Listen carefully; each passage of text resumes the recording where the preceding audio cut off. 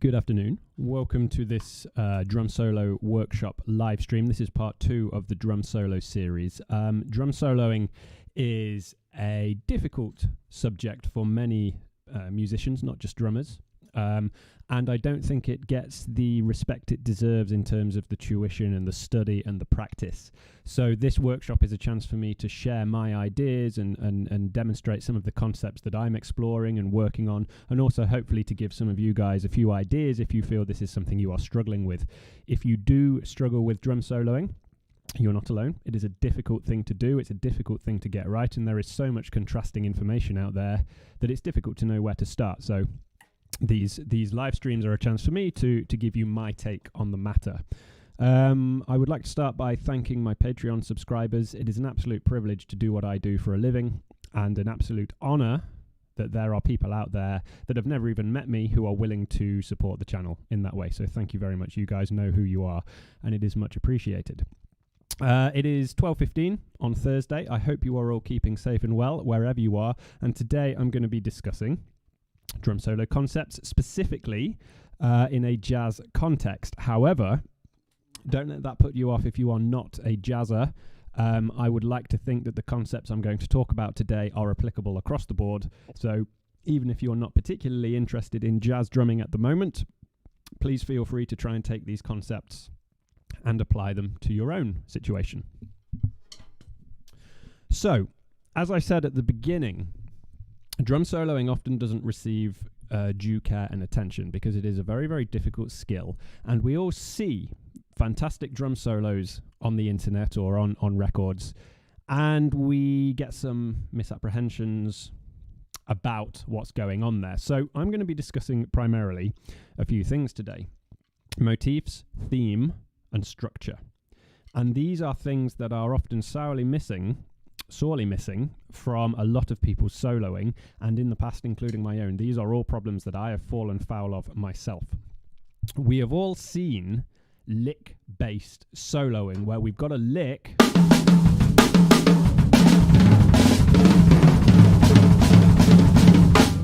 and your drum solo becomes a chops fest, and it looks the same as every other YouTube drummer out there. And you wonder why you're not able to solo like a lot of the great drummers that have come before us. And the reason often comes down to lack of attention to theme, motif, development, structure, and things like that. So, enough preamble. Let's get on with what I'm actually talking about today. Everything we want to do, we want to be based on a theme or a motif that we develop over the course of a particular structure. Okay, drum solos very rarely happen in a vacuum. If we think about drum solos on a head, maybe a 64-bar drum solo in a jazz tune or something like that, they are in time and they are on form. That means these free time drum solos, rubatos,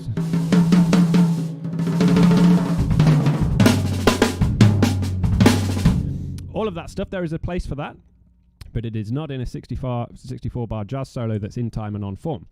Instead, we need to be thinking about motivic development and thematic development and structure. So, what is a theme? What is a motif? Imagine you're having a conversation with somebody, and you are both speaking the same language, but you don't have a topic. Instead, you're just making idle small talk. That conversation very quickly becomes very awkward and very strange. For a conversation to take off, it needs a topic.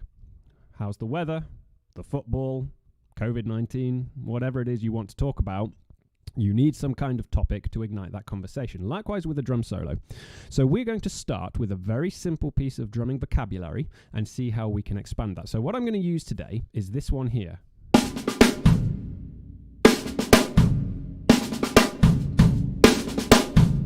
Now we are in a triplet-based grid. We're in a swung 8th note pattern. So if we have our hi-hat on 2 and 4 of the bar, I'm coming in on the offbeat of 1. And there's my main motif, my main theme for today.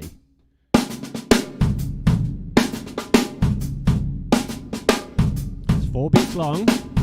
1, 2, 3, 4, 1, 2, 3, 4, 1. You can hear I'm coming in off the beat, right? Ba-da-da-da-da-bum. Da-da-ga-da-da-bum. And I'm sticking this left, right, left, right. Left, right, left, right. Followed by the bass drums. Although, Don't pay too much attention to the sticking because that is liable to change later on. But that's how I'm sticking it for now. I'll put the link. I'll put a sticking in the description below after I've finished. Now, this is very, very simple at this stage, but this serves as our basic theme. This is our motif that we are going to develop across the course of our solo. And the first thing we need to do, of course, is become familiar and comfortable with the pronunciation of this in all its many forms.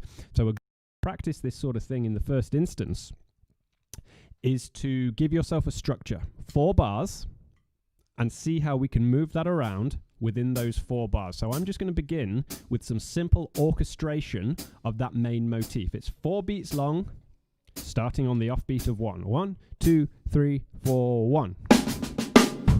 2, 3, 4, 1, 2, 3, 4, 1, 2, 3, 4.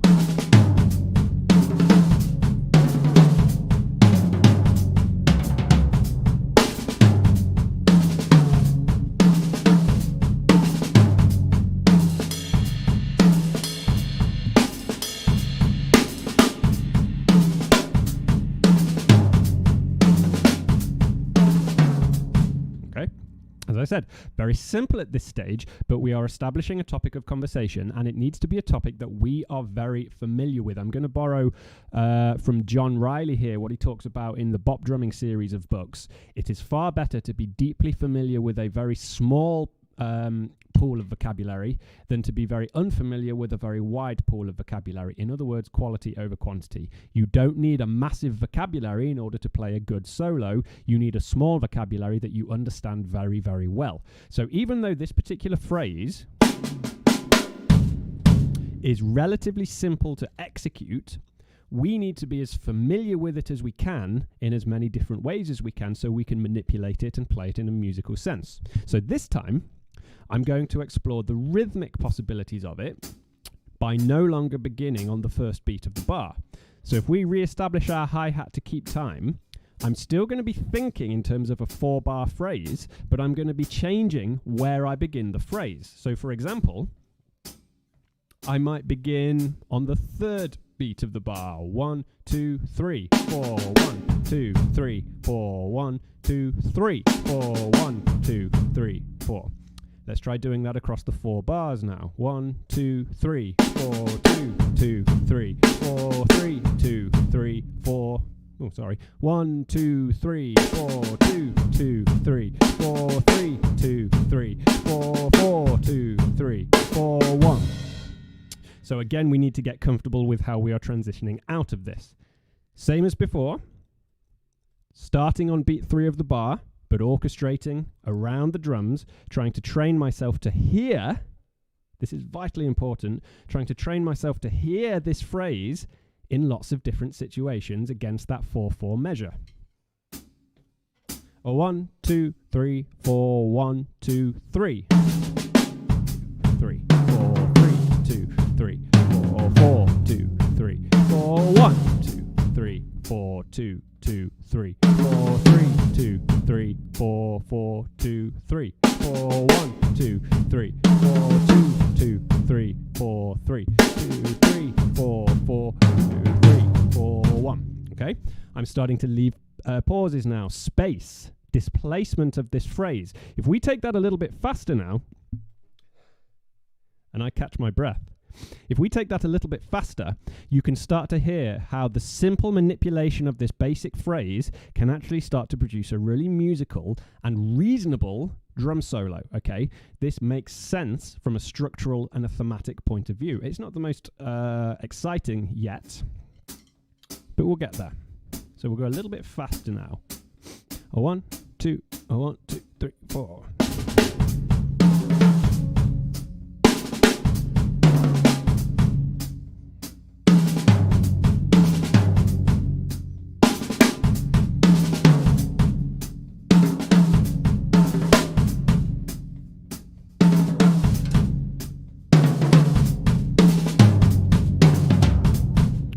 bit faster. Start to hear this at a faster tempo now. 2, 1, 2, 3, 4.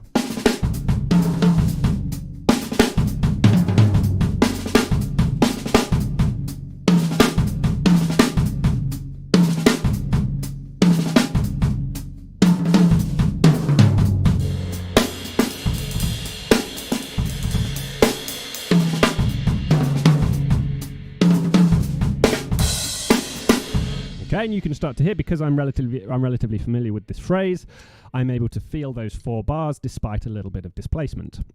So this is our first step, and as you can hear, even if we're pushing the tempo, it starts to get a little bit stale, a little bit predictable, and the reason is because it's a 4-beat phrase. It's an even length phrase. So we can now advance to our next stage with this, and we can take our phrase and modify it to create an odd length phrase. So at the moment, our motif is 4 beats long, 1, 2, 3, 4, and it finishes on the and of beat 4 with that offbeat bass drum. 1, 2, 3, 4, and. 1, 2, 3, and 4, and. I'm going to cut off that last beat. So we're just doing a 3-beat motif now. 1, 2, 3, 4, 1, 2, 3, 1, 2, 3, 1, 2, 3, 1, 2, 3. And you can hear straight away we develop this polyrhythmic effect against the 4 beats of the bar. 1, 2, 3, 4, 2, 2, 3, 4, 3, 2, 3, 4, 4, 2, 3, 4, and I can finish with a 4-beat phrase to finish the measure, okay? So, I've given myself now essentially 2 pieces of vocabulary. My original phrase and a modification that is 3 beats long. And even with only these 2 pieces of vocabulary, we can start to generate some really nice phrasing possibilities through the combination of those.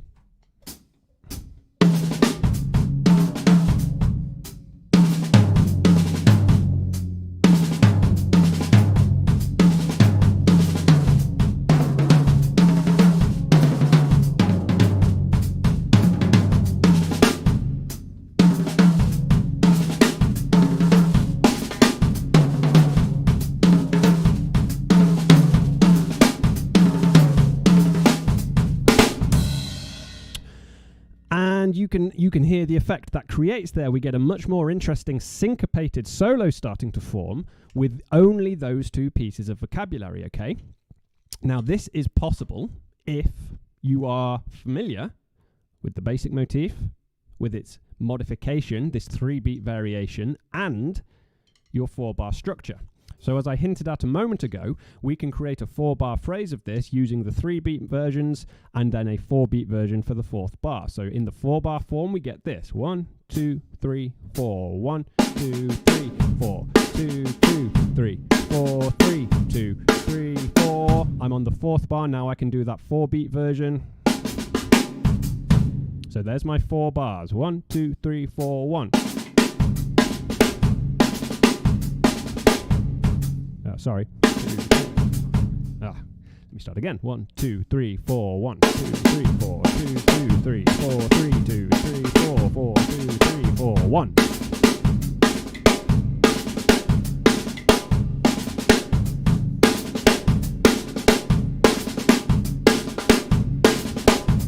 And there's our 4-bar phrase, okay? You've got to count it. When you're not concentrating, it slips away. But this is one of the skills that will improve your drum soloing. And it's something I found over the years, becoming more and more frustrated with my own soloing. I found I had all the chops I needed. I had all the linear stuff. I had some of the gospel things going on, fast hands and all of that stuff. But every time I was called to play a drum solo on stage for real, it kind of descended into a little bit of a sloppy mess. And a big reason behind that is because I wasn't thinking in terms of phrases, I wasn't thinking in terms of call and response, motivic development, and certainly wasn't thinking in terms of structure. I get to the solo section, and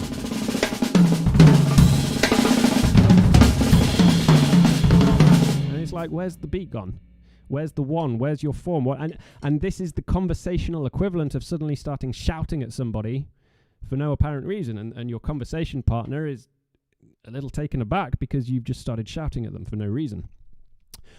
So these are all things that I've come to realize the value of later on in my playing career, and I wish I'd learned this stuff earlier on. Now, let's stick with these 2 pieces of vocabulary and use a sort of question and answer type scenario. So let's think over the course of 8 bars, and we'll do it 2 bars of each. 2-bar question, 2-bar answer, 2-bar question, 2-bar answer, giving us 8 bars in total, and we can think purely in terms of these 2 phrases. So maybe our first question will be something like this. 1, 2, 3, 4. Okay, so it's the 4 followed by the 3 with a rest at the end. 1, 2, 3, 4, 2, 2, 3, 4, 1. Okay, so this poses a sort of call, a question at the beginning of our solo, and then the second 2 bars of this measure can respond to that, can answer to that. 2, 3, 4, 1.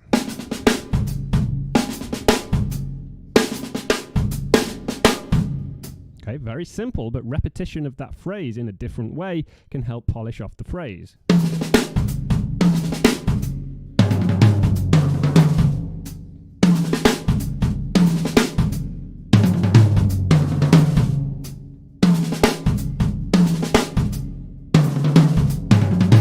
So there's our first 4 bars. Now we can extend this into the second 4 bars. We can pose a new question and answer it with the same answer. So we get a sort of continuity across those 8 bars. Question, answer, different question, same answer.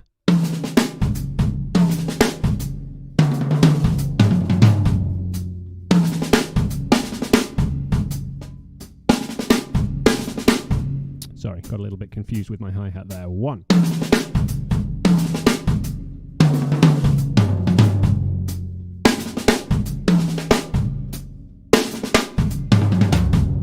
And it's still simplistic at this stage, but you can see how it starts to build up a much more structured and well-reasoned drum solo.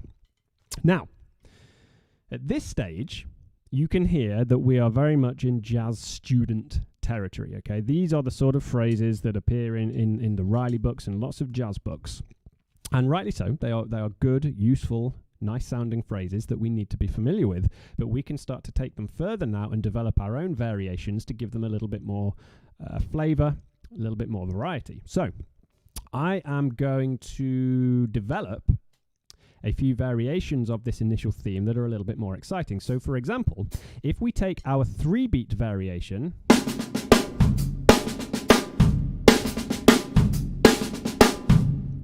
we can maintain that phrase with the accents, but create a triplet variation across all 3 beats.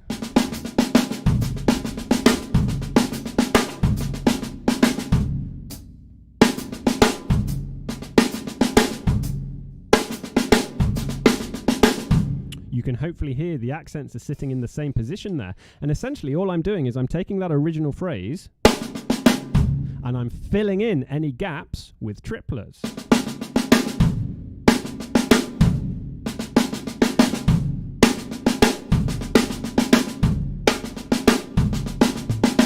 The accents are still in the same place, right? So this gives us a variation of our 3-beat motif.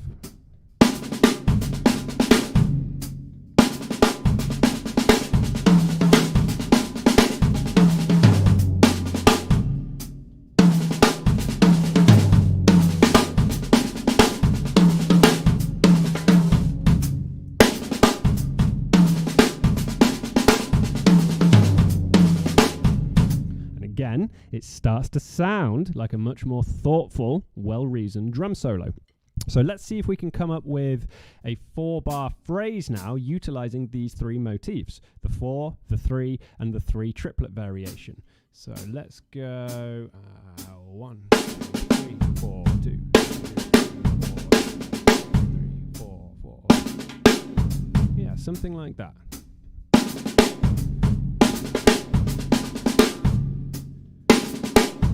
And there's our 4 bars, right? Let me count that for you. 1, 2, 3, 4. 1, 2, 3, 4. 2, 2, 3, 4. 3, 2, 3, 4. 4, 2, 3, 4. We've got some displacement in there. We've got rests, and we've got variations of that original theme. 1, 2, 3, 4. 1. Sorry, still getting used to this phrase. 1, 2, 3, 4. 2.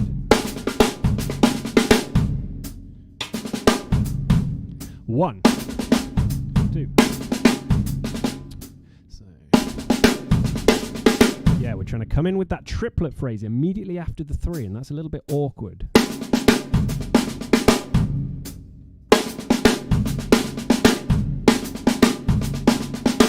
Okay, there we go. 1.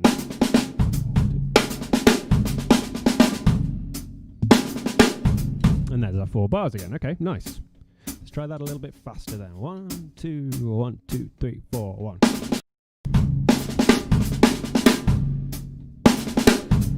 2, 3, 4, 1. 4, 2. Nice. Okay, I quite like that. That's got a lot of space in it. And this is a great opportunity to talk about the process that we're working with here. Obviously, you've just seen me make a few mistakes with these phrasing. This is entirely the point of this process, okay? You are learning to familiarize yourself with a small number of vocabulary in a very deep way. So I found there I was struggling, or should I say unfamiliar, with the transition from the 3-beat phrase straight into the triplet variation, because it starts with 2 right-hand ghost notes. And if you haven't particularly spent time on that, you're just simply not going to be aware that you have to come in straight away with those 2 right-hand strokes. So your familiarity with these phrases grows as you explore different combinations, okay?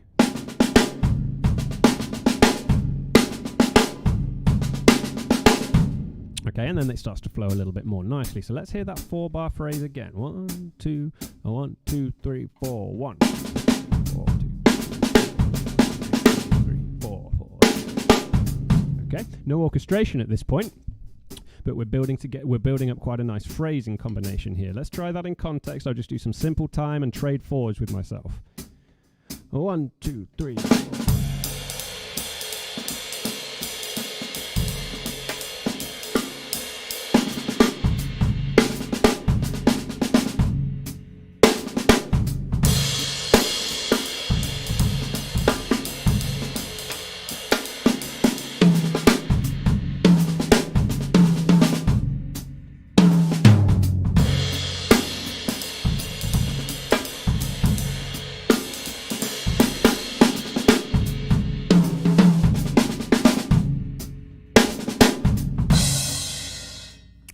Nice phrase, right? I like that a lot. And that is much more controlled, it's much more considered, and I believe, and I'm starting to learn, that is much more listenable and enjoyable for the audience. Yes, I can do... We can learn to be as fast as you like, but all of the speed and the chops in the world are useless if you can't apply them in a musical way that makes sense, okay? It doesn't matter how loudly you can scream. If you're just screaming in somebody's face, you're not actually talking to them. You're just screaming at them. But if you can do it in a nuanced and meaningful way, there is a time and a place for raised voices, okay? This is kind of what I'm saying. I'm not anti-chops, not at all. But you need to learn that extra bit of depth with them so you can apply them in a way that makes sense, that your audience is going to listen to and enjoy. So I'm rapidly approaching my half-hour mark here. What I want to get onto now is a final variation where, rather than shortening our original phrase, we can extend it to 5 beats long. And we get this, again, polyrhythmic effect because we're working with a 5-beat motif in a 4-bar phrase. So, quite simply,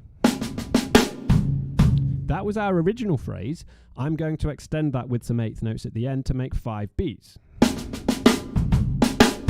Okay, 1, 2, 3, 4, 5. 1, 2, 3, 4, 5. 1, 2, 3, 4, 5. 1. Okay, now, as I said, our first job... Hi there, Mobius Drummer. Yes, Max Roach absolutely nailed this approach. Max Roach was a master of melodic soloing. He absolutely was. And because he's thinking this way. He's not thinking from here, right? There's a time and a place for that, but it has to come from the motif first. It has to come from the melodic place first, and then you can apply your speed and all your chops and all that sort of stuff. So, anyway, let's see if we can get this 5-beat motif in our 4/4 context. 1, 2, 3, 4, 1. 2, 3, 4, 3, 2, 3, 4, 4, 2, 3, 4, 1, 2, 3, 4, 2, 2, 3, 4, 3, 2.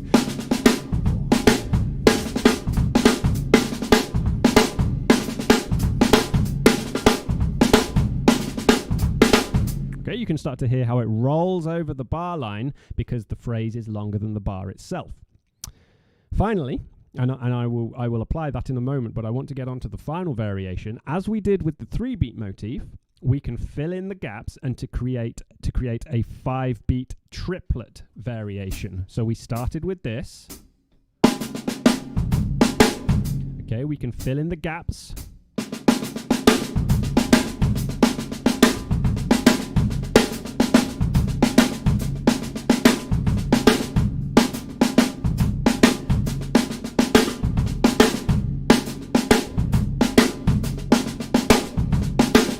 Okay, you can hopefully hear it's the same phrase, just with some extra flavor added by filling in those triplets.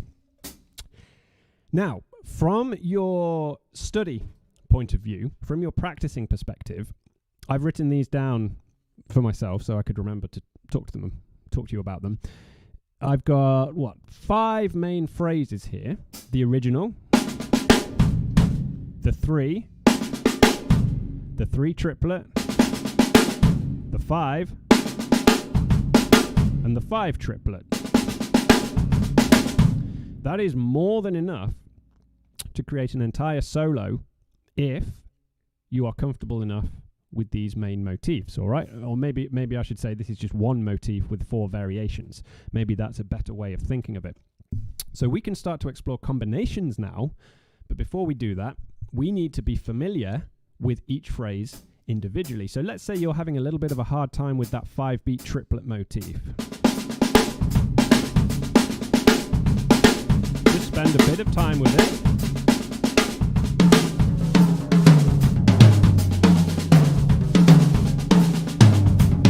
Listen to the accents.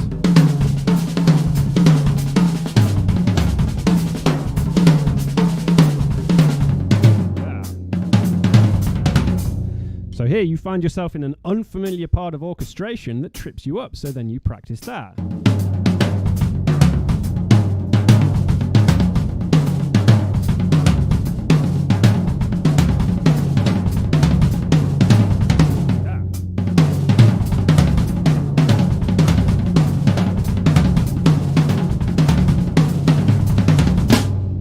Okay, you go through all of that stuff and you get as familiar with it as you can.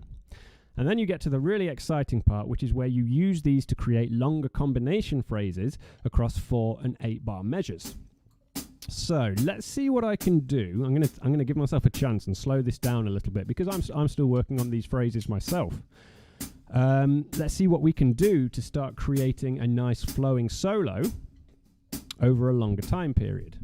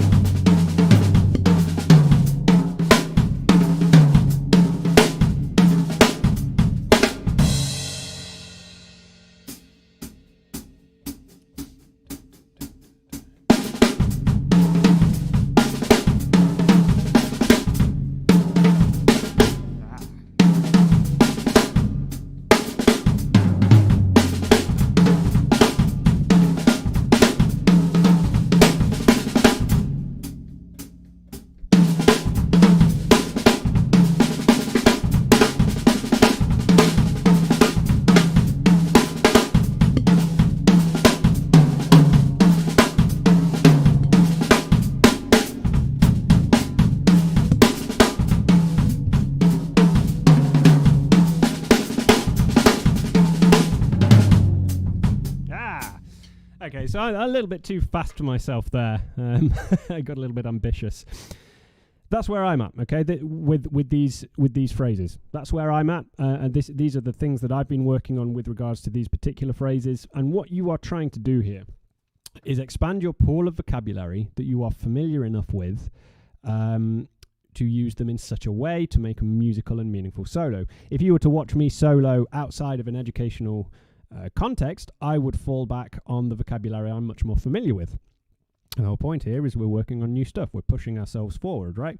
But you're trying to expand your vocabulary by just a small amount, but a very, very deep amount. So as I said, I would use, if I was recording an album or playing a show or something, my drum solos would work with the vocabulary that I am most comfortable with. Because that's the only thing I'm capable of doing, right? I'm only able to play the things I'm most comfortable with. So we are trying to extend that by adding a small amount of vocabulary learnt very, very well. I think I will leave it there. 30 minutes, 59 seconds. Brilliant. I hope this has been of enjoyment. I hope this has been enjoyable for some of you as you've joined me on my own journey through this material. The phrases I'm still becoming familiar with. The concepts I'm realizing the importance of as I get a little bit older and a little bit wiser. It is far better to be able to take one phrase that you know very, very well and play it in a musical way, in form, on time, than it is to take a bunch of licks and play them completely without context. Okay, so even if you've got some licks that you really, really love, try and work through them in this way.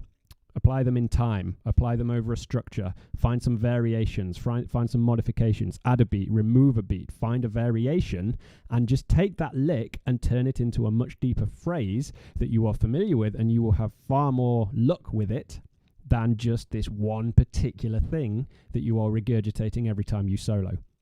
Anyway, links about me in the description, my Patreon page, my tuition, my website, my books, and all of that fancy stuff. Check it out if you're interested. Thank you very much for joining me, and thank you once again to my Patreon supporters. Have a lovely Thursday afternoon, and I will see you on the next one. Thank you very much.